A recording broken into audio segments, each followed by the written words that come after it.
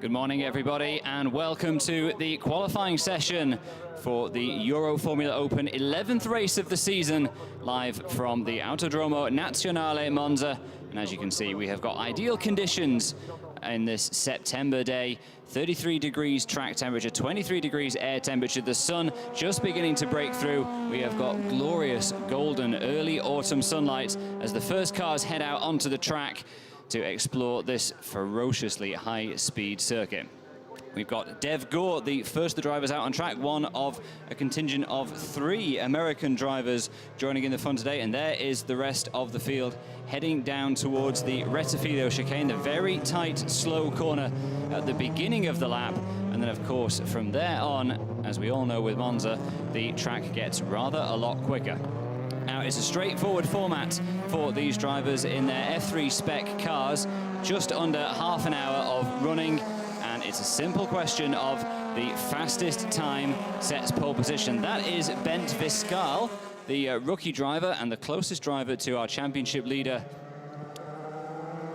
Felipe Drugovich. And Viscal managing to put a bit of a break on Drugovich's dominance of qualifying so far this year. Drugovich, of course, went on a tear earlier on in the season, taking 5 consecutive pole positions through Paul Ricard, Spa-Francorchamps, and then to the Hungaroring.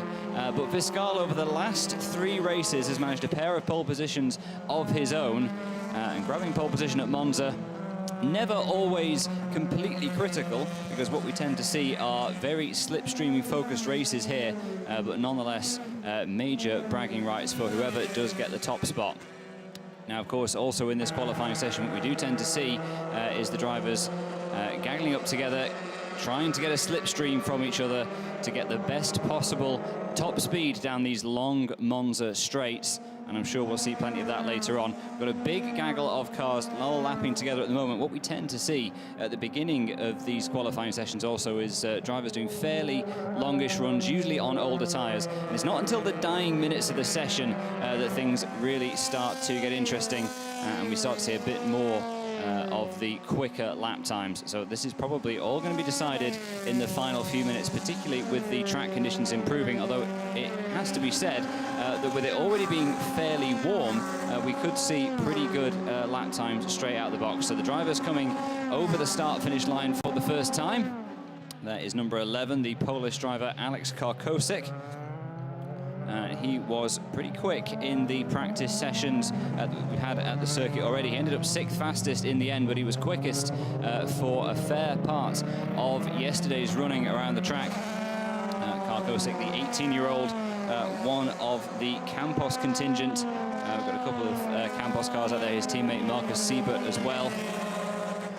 But at the moment, the drivers just, I think, playing their way into this session. As I say, it tends to be a bit of a slow burn, although perhaps not quite slow enough for Matheus Iorio, the Brazilian driver for Carlin, taking to the runoff at the Variante della Roggia.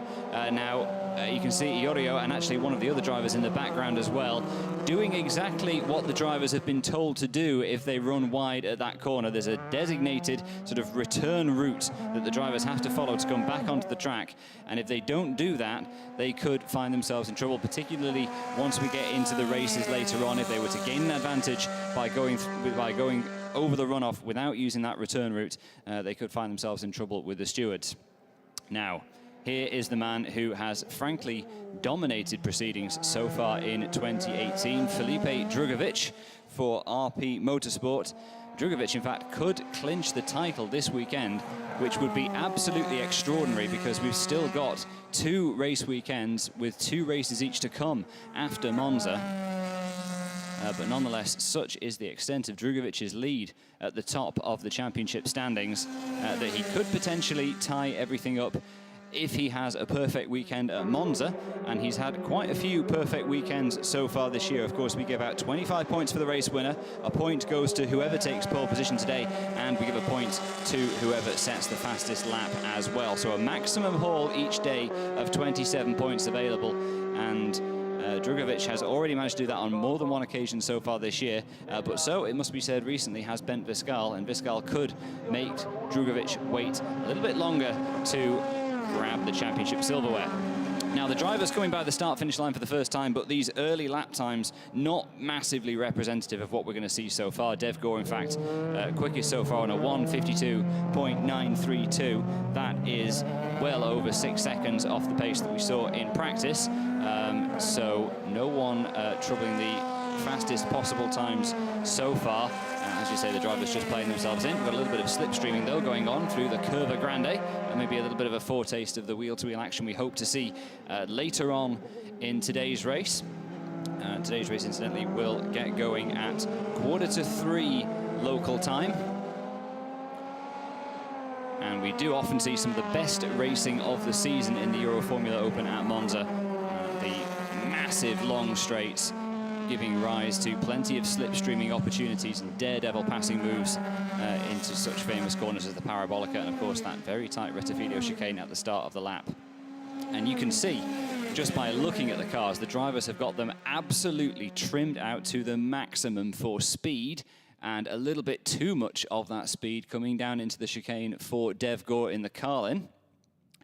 And Gore also demonstrating the other runoff route the drivers have to take down at turn 1 if they make a mistake there. Again, stewards these days very, very hot on the subject of track limits, making sure that nobody can gain an advantage. And I was just saying, you can see, and this head-on shot really shows it very nicely indeed, the drivers have got their cars absolutely trimmed out for maximum straight line speed. Those rear wings, T-tray style, so skinny they're almost two-dimensional, to offer the minimal drag as they come down the long straights. And here is Christian Hahn coming down one of them in order to get the fastest possible speed, because that is the key to success at Monza. A little bit more wing angle on the outside of the front wings to help with the braking, to help with the initial turning.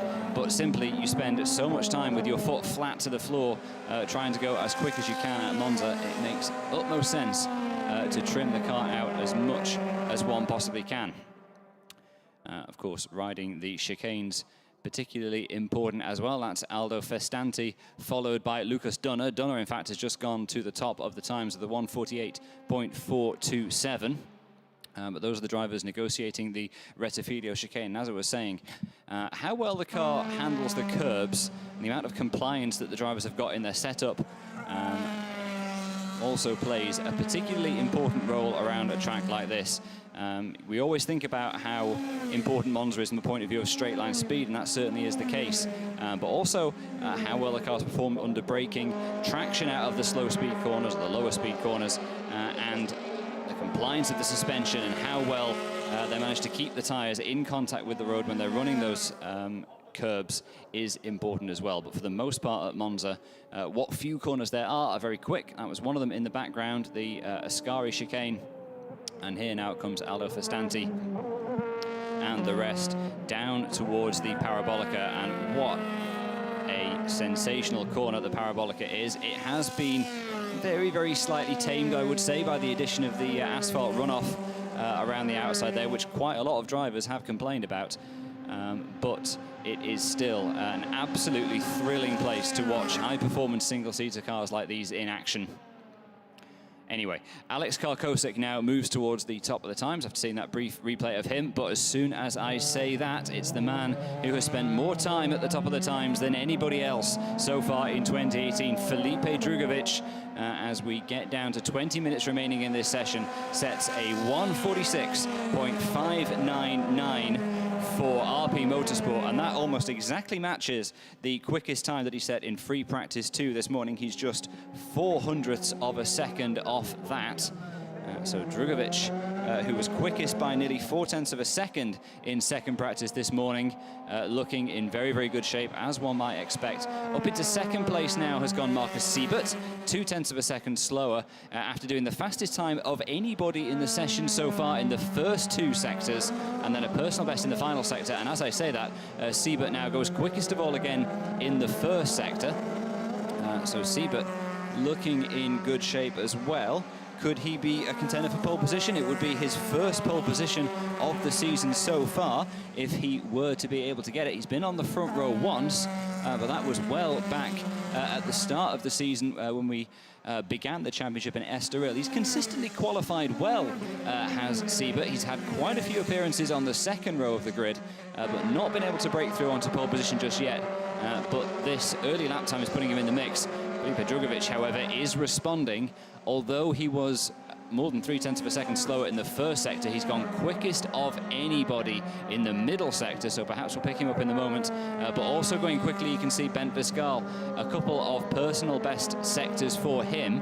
Now, where is he in this queue? Viscal there, car number 10. He might well be close enough to pick up a good bit of a tow there as Drugovich improves his lap time to a 1:46.278. That's the quickest time we've seen so far this weekend. So Drugovich goes top, but who else is going to move up there? Bent Viscal comes across the line and is 0.264 seconds slower than Felipe Drugovich. So he is into second place for now. Lucas Dunner is in third place, and in fourth, oh, and a big lockup coming into the Rettifilio there in the background. But in fourth for the time being is one of the new names on the timing sheet this weekend. Leonardo Lorandi is in fourth place. So that's an encouraging start for him. Lorandi, a teammate of Drugovich's at RP Motorsport. And if the surname Lorandi sounds familiar, yes, he is indeed the brother of Alessio Lorandi, who has been racing over in Formula 2 and the Formula 1 support race categories with some success. So the Lorandi family continuing their expansion into European motorsport, and Lorandi, in fact, currently leading the Italian Formula 4 Championship. As we take a look back, and it looks like it was Bent Viscal who went straight on at the Rettifilio after setting the second best time of the session so far, and also a little bit ragged at the exit of the Variante della Roggia, just dropping the left-hand wheels into the gravel trap on the way out. But as I was saying, Lorandi comes into the championship leading the Italian F4 season. Has in fact already won twice at Monza so far this year in Italian F4, so he certainly knows his way around here. Of course, as tracks go, there's fewer corners to learn at Monza than anywhere else, but Lorandi certainly acquitting himself very well in the early running. Now here comes Felipe Drugovich again. Is it going to be another improvement? Not quite this time. It's a 1:46.450. That's still quicker than anybody else has done apart from himself. Drugovich topping the time still on his 1:46.2, but not any longer, because Marcus Siebert has taken the top time off him by less than 0.06 of a second. Well, we were wondering if Siebert might have it in him to take pole position today, and he's certainly showing that he's got a bit of fight in him. A 1:46.223 moves Marcus Siebert to the top of the times. The Campos Racing driver was quickest in first practice yesterday. And could he be quickest at the end of qualifying today? He would be our fourth different pole sitter of the year so far if he could. We're going to keep an eye on Felipe Drugovich, who a lick of flame from the rear of his RP Motorsport car as he flicks the car into Lesmo 1 and then on into Lesmo 2. He's got a couple of cars a little bit further in front of him on the track. I'm just wondering if they are close enough for him to get the benefit of the tow. It's a little bit hard to judge from here. Of course, the tricky thing is the slipstream of the cars in front gives you a benefit on the straight. It helps part the air, makes the air a bit lower pressure, gives less drag, and allows you to go quicker. But then once you get into the corners, that same effect is to your detriment. It makes your wings work less well. It slows down a little bit, but Drugovich was able to get a little bit of a tow there from, I think that was Callum Williams he was getting a tow from briefly as he came down towards the Parabolica, but no matter, he's into the Parabolica and out of it and driving towards the line, needing to find 56 thousandths of a second to demote Marcus Siebert from the top, and he does, and with a fair bit on top of that as well. Felipe Drugovich simply blats in another quickest time. He's the first man under 1:46. It's a 1:45.972 on top by just over a quarter of a second. So it is now Felipe Drugovich from Marcus Siebert. Siebert heading into the pits, getting ready for his final run. We have got just about half of this session remaining, and Aldo Costanti who I think it was that Drugovich, in fact, was getting the slipstream from on that previous lap. Fastanti into the pits as well. So we're seeing a few drivers head in to fit some fresh tyres. And we've got a time disallowed, and it's Drugovich's time that put him on pole position has been disallowed for a track limits violation at turn 11. Turn 11, properly known as the Parabolica. So the stewards have determined that Drugovich ran too wide at that corner. He's had his best time deleted, and that restores Marcus Siebert to the top of the running order. So to run down on the times as we've got drivers heading towards the pits now to put on their fresher tyres and get ready for the final push. Marcus Siebert is quickest on a 1:46.227, 8 thousandths of a second ahead of Bent Viscal. And would you believe, just 55 hundredths of a second slower than Siebert is Felipe Drugovich in third place. So our top three covered by less than 6 hundredths of a second, which is a ridiculously slender margin. We have got an absolutely thrilling qualifying session on our hands here for the European Formula Open drivers. Fourth place at the moment, newcomer to the series, Leonardo Lorandi. Fifth place at present, Lucas Dunner, ahead of Matthias Ayorio. Alex Karkosik is seventh, ahead of Callum Williams. And then we have another of the newcomers to the championship, who we'll talk about in more detail a little bit later on. Kalen Frederick, the American driver, 16-year-old, making his debut indeed in European racing. So welcome to Kalen. In fact, as I say that, he moves up into seventh place. So Kalen's still lapping at the moment. He moves up into seventh, then ahead of Karkosik. That was a 1:46.743 for Frederick. In eighth place, it then is Callum Karkosik, following that improvement from his rival. Ninth is Callum Williams on a 1:47.176. Dev Gore is in 10th place on a 1:47.778.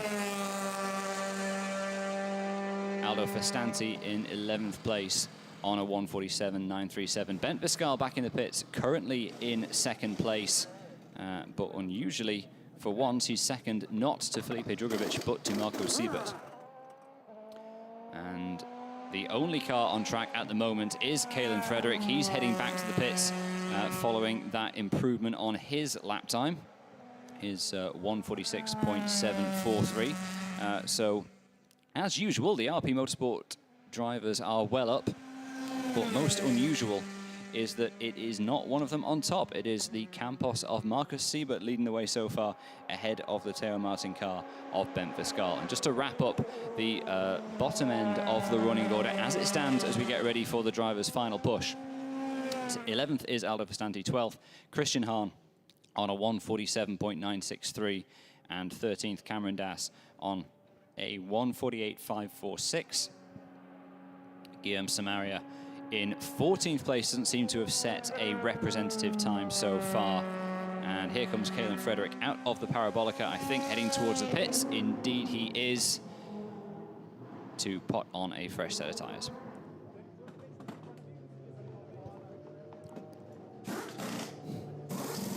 So the drivers are back in the pits for a conflab with the pit guys. Matheus Iorio holding on to 6th position at the moment. His best qualifying position so far this year has been a couple of second places. He had one at Estoril in the season opener, and also at the second race at Paul Ricard. 6th place, though, at the moment for the 21-year-old Brazilian driver, looking to post an improvement. But as we were saying, qualifying at Monza, it's obviously always important. It's always useful to be on pole position, but we so often see in this level of racing for Formula 3 level cars at Monza, the drivers tend to bunch together once the race gets going, and we can see very, very exciting slipstreaming action. Pole position always valuable, but perhaps not so much at Monza as it can be at other circuits. We do tend to see very exciting races here.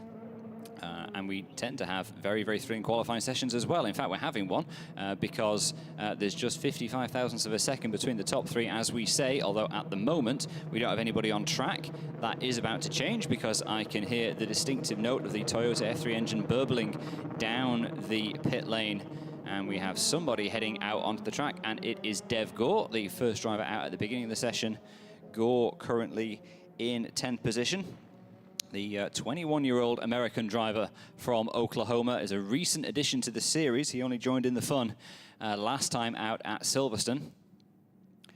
And we get another look at one of these nice slow motion action replays of Marcus Siebert, quickest driver so far, tackling one of the chicanes.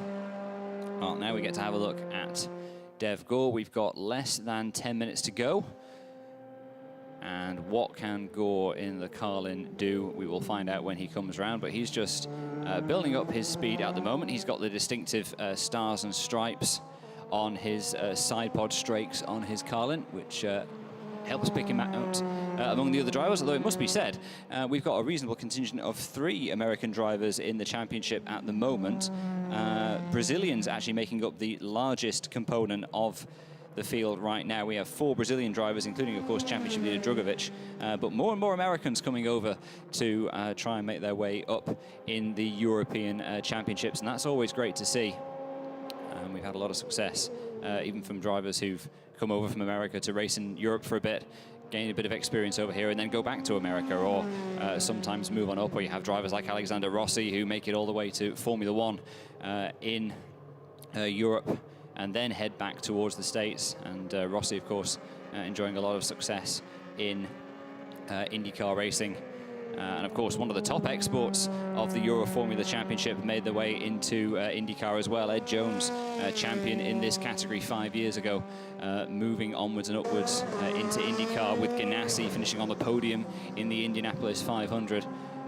So it's not just a development school for up-and-coming European drivers. We see drivers from all over the world in the Euroformula Open. Now, Dev Gore begins a bid at a lap time. He pretty much nails his braking point down into the Rettifidio, maybe a little bit wide of the chicane. And I can see, actually, Dev Gore running the Get Well Wickens slogan on the side of his car. Someone pulling over just coming out of the pits. Now, someone's qualifying session seems to have come to a premature end. Now, which of our drivers is it? We can't quite see the number, but it's one of the LP Motorsport guys, and it looked like they were pulling away again. So they may well have been able to get going. We have got a yellow flag for that slow car at the moment.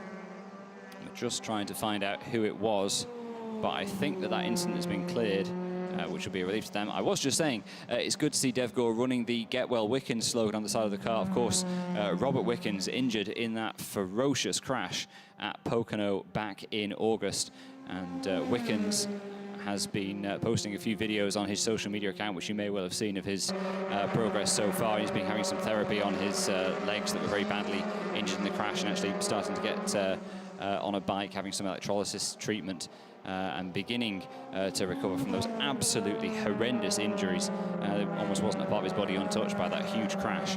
As we say, Dev Gore showing his thoughts with the Canadian, but his thoughts at the moment will be only on setting the best possible lap time he can. He heads into the Parabolica. I don't think he's quite maxing it out on this lap, because he didn't seem to be fully over to the side of the track as he made his way into the final corner, so he might just still be putting a bit of a heat cycle through his tyres. Sure enough, he posts a 1 minute 50.7, which is almost exactly 3 seconds off the best he's done so far. Now, this is where it's all going to start to get very, very interesting. We've got just over 6 minutes left.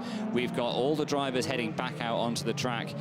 The ones who play this session well will be the ones who get themselves in the optimum position behind another car to benefit from the slipstream on the straights, not be disadvantaged too much by it through the corners. Of course, when you're heading into a braking zone for a chicane, you don't have to be bang on the racing line. You can move out of that slipstream a little bit and make sure you've got fresh air coming over your wings so you can still brake as late as possible. The slipstream is inevitably going to disrupt you through some of the quicker corners like Parabolica and Ascari, but the straights at Monza are so long and offer so much of a benefit that being reasonably close to a car in front can be a big, big, big advantage. And that's why we can often see a little bit of variation in the grids compared to the usual when we come to a track like this. 5.5 minutes left. We're following Dev Gore at the moment. We've got pretty much our entire field of cars out on the track. Gore is improving his lap time. He's the first driver on the track to post improvement since they returned to the track following that little break in the middle of the session. He's improved in the first sector. He hasn't in the second sector. and he is coming towards a huge queue of cars, which he's going to have to pass. He's not going to get much of a benefit from running close behind those, and I just wonder, is Markus Siebert going to hold him up a little bit as they come through the Parabolica? Gore turns in. He might just actually stand to benefit perfectly from Siebert's slipstream as he comes back towards the line. Let's take a look at what Dev Gore's final sector time is going to look like. He has actually lost a little bit of time there, unfortunately, and doesn't improve. It's a 1:48.410 for the American, 0.6 of a second slower than he's managed so far. So he remains in 10th position. But we've got an interesting gaggle of cars, and I kind of suspect that Markus Siebert isn't going to want to be at the front of that queue for too long. In fact, he seems to have gone straight on at the Rettifilio, and now he's zigzagging his way through the runoff area, and we've got drivers pretty much all over the place as they jockey to find a good position to start their laps. I wonder if we're seeing a little bit of a phony war between the drivers here as they all vie to find the best possible place to begin their laps. And they're all heading up almost 3 abreast towards the Della Roja. None of them, it seems, really pushing flat out for a time at the moment. It's all going to be about the last knockings of this qualifying session. It's rather amusing to see that we've got 14 cars in this qualifying session, 13 of them on track at the moment, almost 6 kilometers of track to play with, and they're all crammed into the same few corners of it. I guarantee you, pretty much every single one of these drivers, except whichever one ends up on pole position, is going to get out of their cockpits at the end of the session and complain about how much traffic they were in. Well, they're perhaps only going to have themselves to blame, but this is really quite amusing, the way the tactics are working out in this session. But anyway, leading them around at the moment is Cameron Dass, and a big part of this here is going to be no one is going to want to be at the front of this queue, because whoever's at the front of the queue is going to be poised to benefit least. And of course, we see this in other championships as well. It's been a talking point in Formula One at several tracks so far this year. Remember, the Red Bull drivers had a minor falling out in Austria when Daniel Ricciardo was unimpressed at having to give his teammate a tow. Cameron Dass, I think, feeling pretty much the same way about the rest of the field at the moment. And it was a similar story for the Ferrari drivers at the Italian Grand Prix, which was just a few weeks ago here. Sebastian Vettel not happy that he hadn't been able to benefit from the slipstream compared to his teammate. And of course, Raikkonen running behind him and not necessarily in contention for the championship took the pole position. Anyway, the drivers have dropped the hammer now, and first across the line is Matheus Iorio. He decides to get out of that and positioning themselves quite nicely behind. I think there is Cameron Dass. And then there is a little bit of a gap back, and straight on at the chicane goes Iorio. So Dass isn't going to be well placed at all to benefit from that. The rest of the field arrive at the Rettifilio pretty much as one, led by Christian Hahn. And there goes Felipe Drugovich through the chicane. I can't help but wonder if the upshot of this is going to be they all end up getting in each other's way and not really improving at all. Well, not the case for Ben Viscal, who's just gone quickest of all through the first sector. That was actually on the previous lap, and Viscal not able to improve at the end of it, presumably because all the drivers were backing off towards the end to try and benefit from the slipstream. Anyway, 1.5 minutes left to go, so if anyone's going to improve, they're going to have to do it this time around or the final time by, because they are only going to get either the lap they're on or the following one in order to set a lap time. This could actually end up being really quite close in terms of who does and who doesn't manage to get a final lap time in. And again, we have the drivers queuing up as they come out of Lesmo 2. Further on towards the Ascari chicane. Now, these drivers, I'm pretty sure, are going to get around quick enough to be able to set a final flying lap time. But those ones that we just saw slowing coming out of Lesmo 2, they're going to be cutting it very fine at best.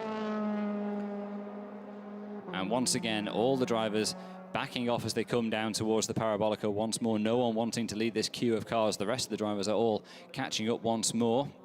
There is Iorio just moving towards the head of the queue again, as he did last time round, and pulling out behind in the black car with the blue flashes is Christian Hahn. He fancies moving his way towards the front of the queue, and flying past a lot of them comes one of the RP Motorsport drivers. Oh, and pushed onto the grass and gesticulating in displeasure. And I can't say I blame him, because the tactics there were really getting a little bit out of control, and I wasn't able to see which of the drivers that was. We couldn't quite catch their number on the front of the car. It may have been Kalen Frederick, I think. But anyway, the drivers come by, the time has ticked down, and which of them have started? The clock has run out now, and I'm not sure all of them crossed the line soon enough to be able to start their final flying laps. Anyway, through they come, down towards the Retifidio chicane. It's the last chance for all of them, and possibly a few of them not getting a final chance as well. And let's see if anyone can unseat Marcus Siebert from the top time. The target is a 1:46.223. Let's keep our eyes on the track and an eye on the timing screens as well to see who's going to improve. And down into the chicane comes the RP Motorsport car. That, I think, was Felipe Drugovich overtaking one of his teammates to try and get to the front of the queue. Marcus Siebert has gone quickest of all in the first sector with a 1:34.842, which is 0.3 of a second quicker than anybody else. So a fantastic run through the first sector so far for Marcus Siebert. Can he keep it up to the end of the lap? Lucas Dunner, Alex Karkozik and Callum Williams also setting personal best times in the first sector. The rest of the drivers not improving so far. Down towards the Ascari chicane they come, and Siebert has lost a bit of time in the middle part of the lap. Bent Pascal is improving his lap time. He's done his personal best through the middle sector. They come out of the Ascari chicane for the final time. They drive on the long run towards the Parabolica. And who is going to have the lap time they need to improve, swinging into the Parabolica for the last time? There is Marcus Siebert in the Campos car. He's tucked up quite closely behind another. They drive towards a line. We're about to discover who is on pole position for today's Euroformula Open race. Marcus Siebert and Bent Viscal takes the top time off him by 0.07 of a second. Bent Viscal into pole position. Marcus Siebert second. Felipe Drugovich third. And that is all the drivers across the line. So that is pole position for Bent Viscal, the third time in 4 races. We said earlier on, he has been taking the fight to Felipe Drugovich in qualifying, and he's done it again here. We have got a steward's investigation, however, because of some of the antics we saw late on in qualifying. Cameron Dass, Leonardo Lorandi, and Christian Hahn are all going to be investigated by that, but nonetheless, that doesn't put any doubt about who is on pole position for today's race. It is Bent Pascal for the 3rd time this year, ahead of Marcus Siebert, who is once again denied a pole position. Felipe Drugovich only on the 2nd row as he aims to put his the championship beyond doubt this weekend. 4th is Lucas Dunner, 5th is Callum Williams, and Leonardo Lorandi, a very solid first qualifying effort for the newcomer to the championship, 6th place ahead of Mateus Iorio and Alex Karkozik. Kalen Frederick, the other newcomer this weekend, 9th place ahead of Cameron Dass. And the last 2 rows of the grid will be Dev Gore and Aldo Festanti, followed by Christian Hahn and Guillaume Samaya, who sadly was not able to set a time in this session. But a fantastic effort from Bent Viscal puts him on pole position. Make sure you join us for the race. We will begin our coverage from around about 2:30, and the race gets underway at 2:45.